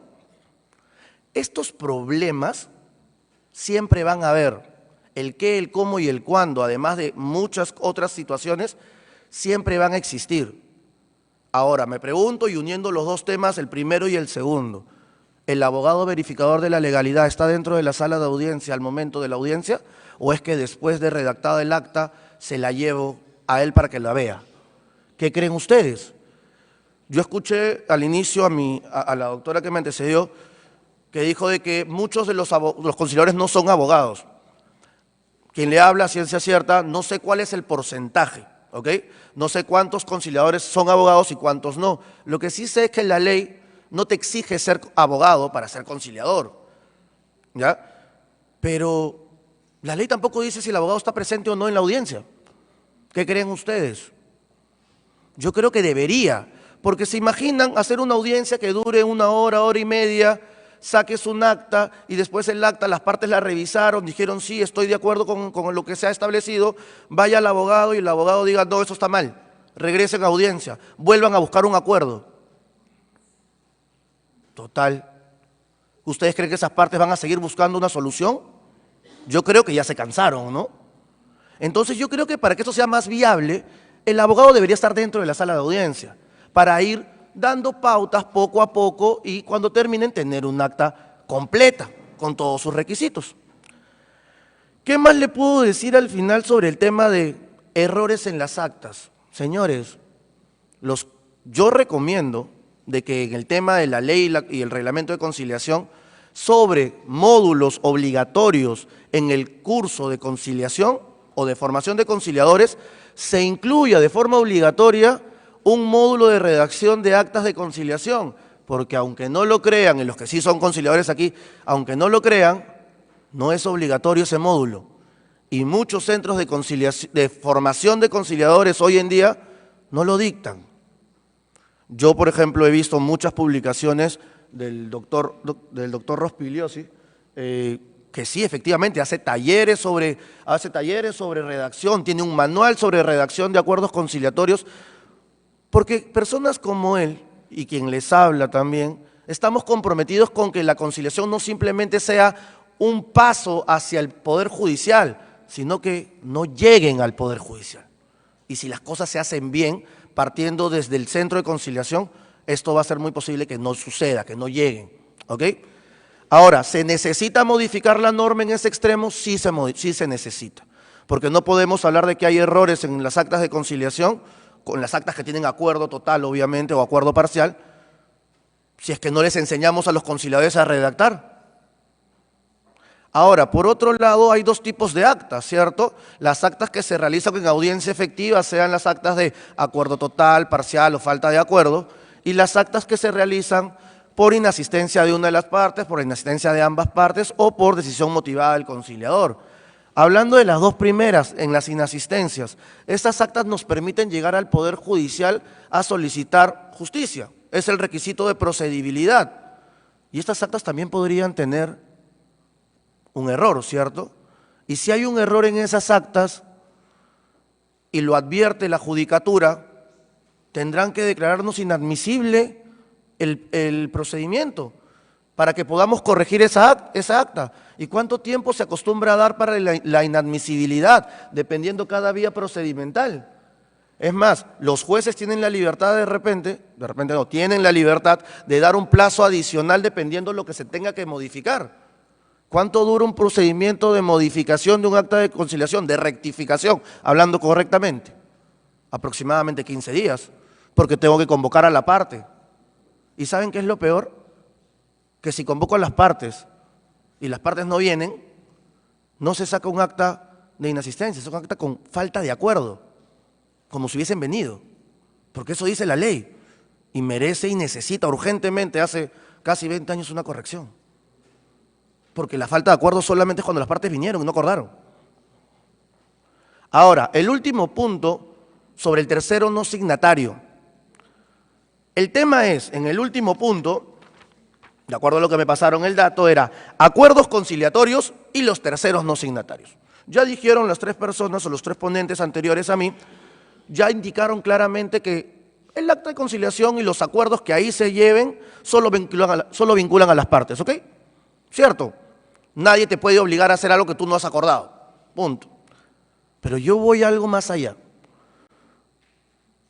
¿Qué otros terceros podrían participar de los efectos de un procedimiento conciliatorio? Porque ya no voy a hablar que lo voy a obligar. ¿Participan otros terceros? Yo me pongo en esta situación y para esto voy a graficar un ejemplo. Yo tengo una deuda, celebro un acuerdo con mi acreedor y le digo a mi acreedor que me obligo a pagarle la deuda en 4 cuotas y que estas cuotas van a ser descontadas directamente de mis ingresos como trabajador del Poder Judicial en mi planilla única. ¿Ok? ¿Quién se obligó? Yo. ¿Cómo me obligué? De que se me descuente por planilla a partir de tal fecha. Mi acreedor va con su acta de conciliación a la gerencia de personal del Poder Judicial y le dice: quiero que le descuenten al trabajador Ricardo Caldas para que me cumpla con pagar la deuda que él ya se obligó. Increíblemente, el empleador le va a decir: no, porque yo solamente cumplo mandatos judiciales. Pero yo tendría que ir a un mandato judicial cuando hay un incumplimiento del acta de conciliación, y en este caso no hay incumplimiento. El tercero que participaría aquí sería el Poder Judicial. Es un tercero que va a viabilizar el cumplimiento de la obligación. Ojo, él no está obligado a nada. Él simplemente está cumpliendo lo que su empleado, disponiendo de sus derechos, porque está disponiendo de sus ingresos, ha aceptado hacer. ¿Se podrá oponer el empleador? Yo creo que no debería de oponerse, pero en la actualidad lo hacen, en todas las instituciones. ¿Y dónde queda eso que el acta de conciliación tiene fuerza, la misma fuerza que una sentencia judicial? ¿Por qué necesitaría ejecutarla si no hay incumplimiento de la obligación? Yo quiero pagar y quiero pagar a través de un descuento por planilla. Y eso que he hablado de una deuda cualquiera. Imagínense si hablo de una deuda en caso de pensión de alimentos. Yo me obligo a pagar la pensión de alimentos de un 30% a través de descuento por planilla de mi empleador. Y el empleador no lo quiere hacer. Entonces obligo al representante del alimentista a ir al Poder Judicial a iniciar un proceso de ejecución de acta de conciliación cuando no hay incumplimiento, porque no lo hay. Por otro lado, podríamos poner el ejemplo de una cesión de derechos de crédito. Yo tengo una deuda con Juan y le digo a Juan: Juan, te voy a pagar cediéndote mis derechos de crédito sobre la deuda que me tiene María. María podrá oponerse y decir: no, yo no firmé el acta de conciliación y por ese motivo yo no te reconozco a ti, Juan, pagarte la deuda que le tenía a Ricardo. No, no necesita participar. Señores, hay terceros adicionales que no tienen que ver con que ellos cumplan una obligación. Las personas que participan en la audiencia de conciliación se obligan únicamente sobre los derechos que ellos pueden disponer. Y yo puedo disponer de mis ingresos, puedo disponer de las acreencias que tengo a mi favor. Y por eso son terceros que no han firmado el acuerdo conciliatorio, pero que sí están vinculados, ¿ok? No con derechos propios, pero que su participación va a generar que se viabilice el acuerdo. Pongámoslo, señores, en contexto. Yo tengo un acuerdo, les repito, de alimentos, que es algo tan tangible, tan sensible a la sociedad. ¿Voy a obligar al alimentista o al representante a ir a un poder judicial luego de que tiene un acuerdo conciliatorio total? ¿Lo voy a obligar para eso? Yo creo que la ley necesita ya tener fuerza en ese tipo de cosas. En el tercer conversatorio hubo uno de los ponentes que dijo que sí, él estaba de acuerdo con que se vaya al Poder Judicial porque tenía la seguridad que la ejecución la realizaban en base a un documento cierto. ¿Y por qué no le damos esa oportunidad a los centros de conciliación a través de su Secretaría General, que expidan copias certificadas y que expidan en buena cuenta un parte, un oficio dirigido al empleador poniendo en comunicación de este acuerdo para que lo cumpla, tal cual lo hacen en el proceso de arbitraje? Señores, con eso, a mí no se me venció el tiempo, agradezco su atención y quedo de las preguntas de ustedes.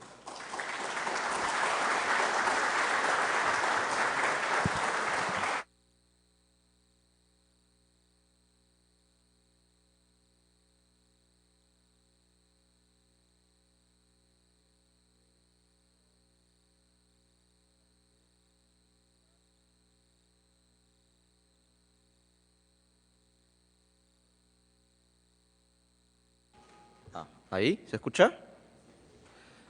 Bien, decía que quiero felicitar y agradecer las interesantes exposiciones de los 4 doctores, tan interesantes que han promovido en mí. Me voy a adelantar a las preguntas del público. 2 interrogantes que me gustaría plantearlas para ver qué tienen que opinar al respecto. La primera, se habló, ¿no?, del criterio de la ejecución de las actas de conciliación en sus propios términos. Conocimos el caso en donde dos padres arribaron a la conciliación para pasar alimentos a favor de un menor, ¿ya? Hijo obviamente de ambos. Se fijó una pensión de alimentos importante y además un compromiso de comprar un departamento con un valor no menor de los $300.000. ¿Ya? Querían ejecutar esta acta. Y sucede que el nombre del menor fue consignado en forma equivocada. En lugar de ponerle los apellidos del papá y la mamá, como corresponde, le pusieron al menor, que era el beneficiario, ¿no? Los apellidos, los dos apellidos de la madre. Entonces, en estricto, ese beneficiario no existía, ¿no? No existía. Y bueno, el tema era, ¿llevamos adelante la ejecución o no en este caso? O sea, ¿podría flexibilizarse el criterio según el cual las actas de conciliación se ejecutan en sus propios términos o no? Teniendo en cuenta, por ejemplo, el tercer pleno casatorio, ¿no? Que señala que procesos de familia, los principios y normas procesales deben flexibilizarse. Esa es la primera interrogante. Y la segunda interrogante que tengo es en relación a la ejecución de las actas de conciliación frente a terceros de mala fe, ¿no? Se ha dicho que las actas de conciliación no pueden ejecutarse frente a terceros. Pero ¿qué pasa cuando estos terceros son de mala fe? Este criterio, ¿no? Esta regla que se adoptó en un pleno jurisdiccional, de hecho, y que también hay sentencias del Tribunal Constitucional que así lo mencionan, ¿no? De que las actas de conciliación no pueden ejecutarse frente a terceros, parte del hecho de evitar que se perjudique a terceros, ¿no? Que la confabulación entre ejecutante y ejecutado termine perjudicando a terceros. Pero ¿qué sucede cuando el contubernio no es entre ejecutante y ejecutado, sino entre ejecutado y tercero? Ejemplo, se firma un acta de conciliación para que el ejecutado, ¿no? entregue el departamento en una determinada fecha. No lo hace, se inicia el proceso de ejecución, se gana el proceso, se emite el auto final, se ordena llevar adelante la ejecución hasta que el ejecutado salga del inmueble, pero ya en la etapa de ejecución, este ejecutado agarra y deja ingresar a un familiar, a un amigo. ¿Por qué? Porque sabe que contra este familiar o contra este amigo, que es un tercero, la conciliación no se va a poder ejecutar y con eso va a frustrar el lanzamiento. En ese contexto, la pregunta ¿es posible ejecutar el acta de conciliación contra terceros de mala fe o no? Esas son las dos interrogantes que yo tengo y me gustaría que alguno me las pudiera absolver antes de pasar a las preguntas del público.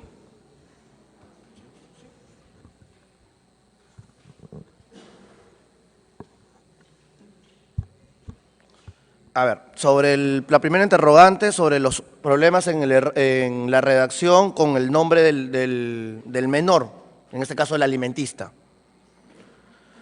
Te soy sincero, en ese caso no va a haber flexibilización alguna. ¿Por qué? Porque el acta de conciliación, de acuerdo a la ley, establece cuáles son los requisitos para que el acta tenga validez bajo sanción de nulidad.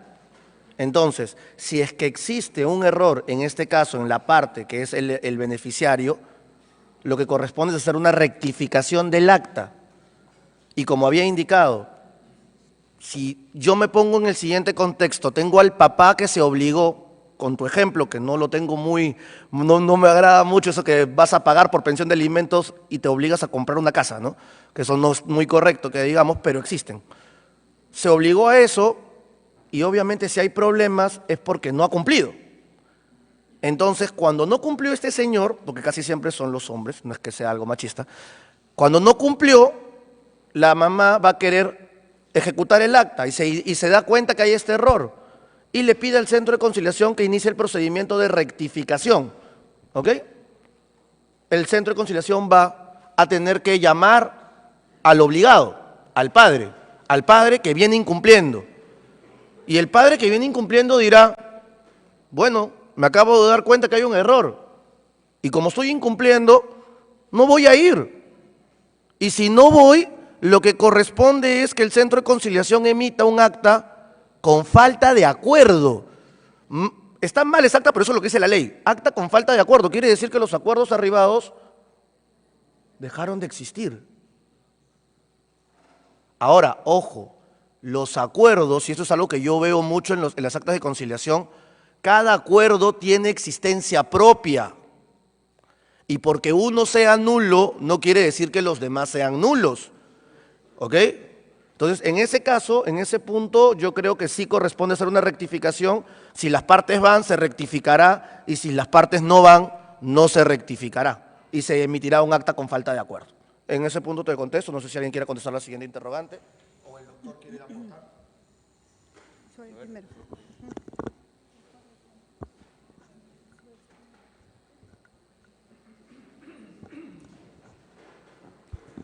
Bueno, mire, en este aspecto, el problema se suscita no tanto en el error ni en la omisión, sino cuando toca invitar a la otra parte, ¿no? Y esta parte se torna renuente, o sea, rectificar, me refiero a la rectificación en sí del acta de conciliación. En la generalidad, el 100% no se viabiliza, no se produce la rectificación, ¿no? Porque tenemos que invitar a la otra parte y, como dijo el doctor, si la otra parte está incumpliendo, no le va a convenir no asistir a la audiencia y poder rectificar. ¿Qué debemos hacer en este aspecto? Yo pienso que en este aspecto se debería modificar la ley de conciliación para permitir a los conciliadores la posibilidad de poder rectificar de oficio las actas de conciliación, ¿no? Cuando se suscitan estas situaciones, para poder viabilizar los acuerdos y no perjudicar a las partes, ¿no? Ese sería mi aporte. ¿La segunda pregunta? En cuanto al segundo cuestionamiento que nos ha planteado nuestro moderador, considero que la mala fe que pudiera existir entre un ejecutado y el tercero que encontraríamos cuando se va a realizar un lanzamiento en el bien que es materia en donde se va a ejecutar el acuerdo de la conciliación, pues no puede ser evaluado por el juez, simplemente porque el acta de conciliación es un título ejecutivo y se debe cumplir en los mismos términos en los que está previsto el acuerdo y en los mismos términos en los que constan en la misma acta de conciliación. No podríamos ponernos a evaluar si a quien encontramos en el bien es una persona que está en connivencia con el ejecutado. No podríamos hacer eso.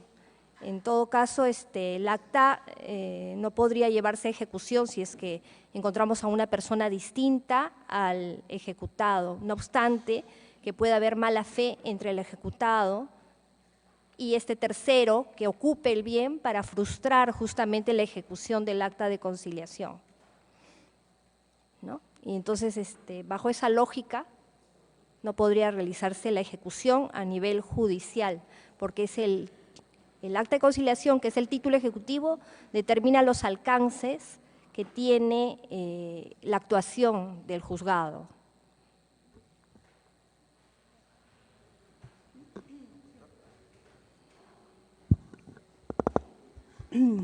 Bien, respecto al primer punto, es tal como han señalado los ponentes, conciliadores, en esos casos no se puede ejecutar esa acta de conciliación porque, como bien señalé, las actas de conciliación tienen que cumplir con los requisitos de ser cierta, expresa, exigible. En este caso, no se estaría cumpliendo con el requisito de cierta, porque la identificación del menor no corresponde, ¿no? Por ende, no se puede ejecutar, pero sí amerita una rectificación, conforme bien lo han señalado los ponentes que me han antecedido. Y respecto al segundo punto, segunda pregunta, como bien ya señalé y también los ponentes lo han señalado, no, las actas de conciliación únicamente son de obligación de las partes que la han suscrito, no de los terceros. Si es de buena fe o de mala fe que este tercero se haya incorporado al bien inmueble en materia a desalojar, eso es, como bien lo señaló la doctora, no es materia de análisis para el juez de lanzamiento, ¿no? que está en la etapa de lanzamiento. En este caso, estos terceros tenían la posibilidad de haber sido incorporados a través de una intervención al proceso ejecutivo, conforme señala el 690 del Código Procesal Civil, y lo señalé en la exposición que realicé. Si no se hubiese dado ese caso, lamentablemente, estos terceros que están en el bien inmueble en materia de desalojar y que no son parte del acta de conciliación, se convierten en poseedores precarios y tendría que demandarse un desalojo por ocupante precario, porque no tienen título para estar en ese bien. Lamentablemente esa es la situación. ¿Debería de haber alguna modificación en la norma? Sí, considero que sí, porque creo que en el caso de los terceros, que es de mala fe, tratan de confabularse con los obligados a desocupar y permiten que se frustren estos procesos, eso creo que no es correcto, ¿no? Entonces debería modificarse la norma en ese aspecto para efectos de viabilizar estos desalojos y que puedan ejecutarse estos acuerdos que se han celebrado entre las partes. Gracias.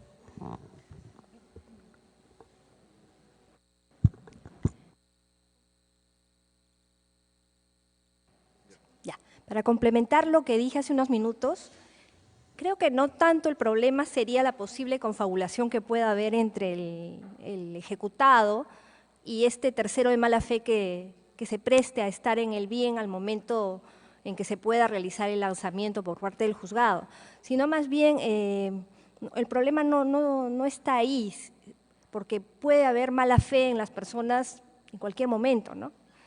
Yo creo que el tema radica más bien en evaluar la pretensión que uno quiere llevar adelante. Quizás no me explique muy bien. Por ejemplo, si yo quiero obtener el lanzamiento de alguien y tengo varias vías para poder pactar cómo es que voy a acordar en qué momento va a salir del bien, tengo que ponerme en la disyuntiva de que si opto por la conciliación extrajudicial, solamente voy a poder ejecutar el acta de conciliación respecto a mi contraparte que accedió a celebrar el acta de conciliación conmigo. Pero si yo quiero garantizar la posibilidad de sacar a cuanta persona esté en el bien y no tener esta limitación del acta de conciliación, obviamente tengo que recurrir no a la vía del acta de conciliación, ni menos aún a un proceso arbitral. Tengo que optar por la vía general, o sea, a la cual estamos todos sometidos de manera originaria. Esto quiere decir remitirme a lo que es el Poder Judicial. Entonces, bajo esa lógica, si es que yo lo que quiero hacer es obtener, por ejemplo, la devolución de la posesión de un bien, ¿no? por X razones, pues no me voy a, tengo que anticipar que puede haber una mala conducta de parte de mi contraparte y optar por una vía que me garantice no solamente poderlo retirar a él, sino también poder oponer lo que se resuelva o lo que se decida frente a todos los demás. En esos casos, atendiendo a la pretensión o finalmente es la pretensión a la que se quiera dar cumplimiento, uno debe optar por una vía que le garantice ese resultado que uno quiere, esto es, recuperar la posesión del bien y desocupado, ¿no? Por esos casos yo creo que la evaluación del abogado, de la persona que está en esa situación, tiene que ser mucho más amplia y pensar y no remitirse al acuerdo conciliatorio porque no va a poderlo poner frente a todos, ¿no? Me parece que ese es el análisis que debería hacerse por el abogado de quien está en el supuesto de que pueda tener la necesidad de requerir la devolución de su bien de una manera forzosa, ¿no?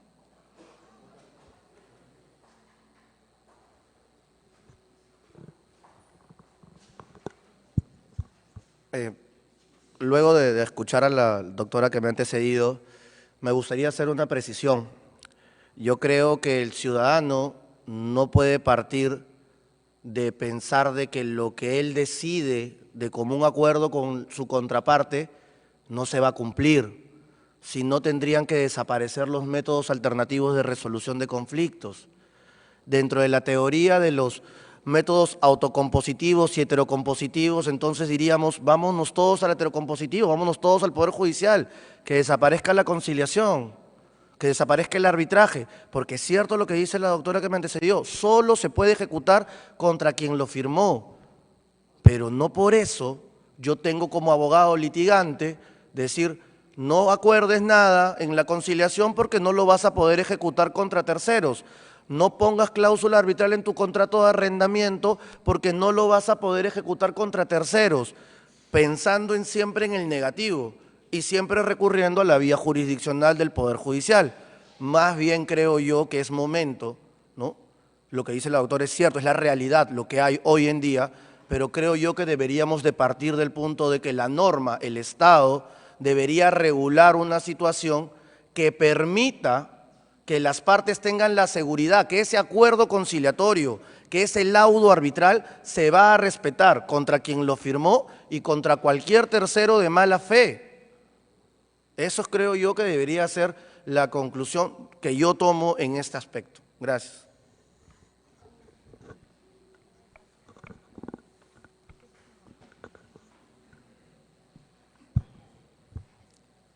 Sin ánimo de polemizar con el doctor, pero yo entiendo que la conciliación parte del supuesto que todos actuamos de buena fe, por eso es que vamos a la conciliación y acordamos de buena fe, nos obligamos a cumplir determinadas cosas. Lamentablemente estamos viendo un supuesto que se presenta a diario porque de repente, bueno, lo veo yo en las actas de conciliación, en los laudos arbitrales que vienen a ejecutarse y frente a los que nosotros tenemos que buscar la posibilidad de cuidar, ¿no? Cuidar a las personas que pueden verse lesionadas, como son estos terceros o a los que se les quiere extender lo que está acordado por dos personas. Entonces, no es que se parta de pensar que todos actuamos de mala fe, no es que se parta de eso, ¿no? Lo que yo considero es que el tipo de pretensión adecuado, frente al tipo de pretensión que se quiere hacer valer en una eventualidad que esto se tenga que llevar a una vía forzosa, tiene que pensarse en el mecanismo de solución que le dé la respuesta a la persona que quiera recuperar su bien. Ese mecanismo no va a ser, lamentablemente, la conciliación, porque no vivimos en una sociedad en la que todos nos conducimos de buena fe, lamentablemente. Entonces, no considero tampoco que pueda extenderse los efectos del acta de conciliación o de un laudo arbitral frente a terceros. No podría hacerse, porque el sometimiento a ir a un mecanismo alternativo de resolución de conflictos es voluntario. Si ese tercero que yo encuentro allí no se sometió al mecanismo de resolución de conflictos, llámese conciliación extrajudicial o un arbitraje, mal haría el juez garantizando que el demandante pueda obtener que se le lance. Mal haría, porque estaría haciendo valer un acuerdo que pactaron dos personas frente a un X que no aceptó el acuerdo conciliatorio, que no aceptó la jurisdicción arbitral. O sea, son situaciones semejantes, aun cuando en el caso de la conciliación no hay jurisdicción, ¿no? Entonces, esto es lo que nosotros vemos a diarios en la subespecialidad comercial y por eso es que se establece que el acuerdo conciliatorio que suponga ejecutarlo frente a terceros es inejecutable.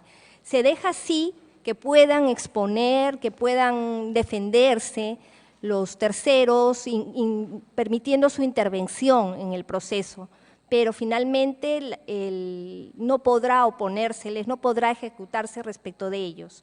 Ahora, si es que el tercero, el ejecutado, se pone de acuerdo con un tercero para colocarlo en el momento de que se va a ir a lanzar, pues no se puede manejar ni se puede calificar si ese tercero actúa de mala fe, de buena fe, ni nada de eso. No se puede, en el momento de la ejecución se ha cerrado la oportunidad de poder calificar algo. Y en todo caso, las pretensiones que están en un proceso judicial establecen los márgenes en los que se puede conducir el juez.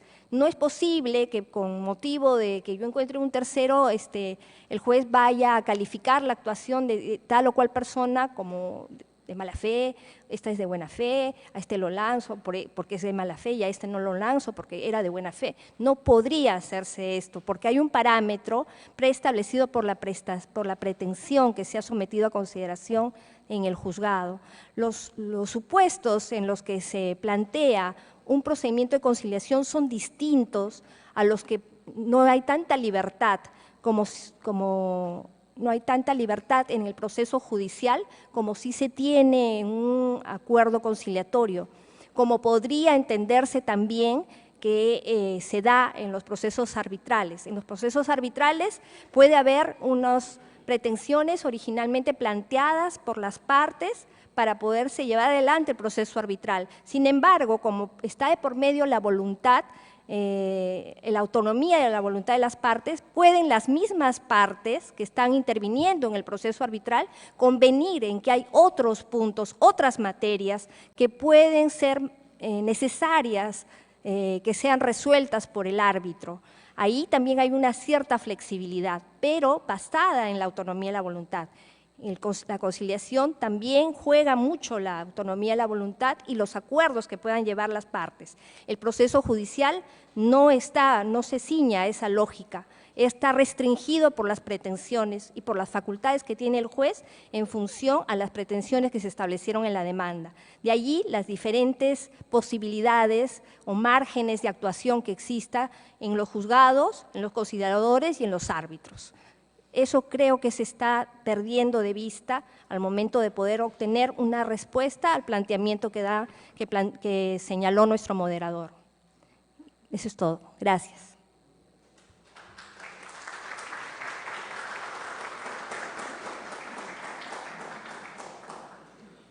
Bien, agradezco a cada uno de los ponentes por sus respuestas y no pretendo ser yo un quinto expositor, así que doy el uso de la palabra al público, a ver si tienen alguna interrogante para nuestros ponentes.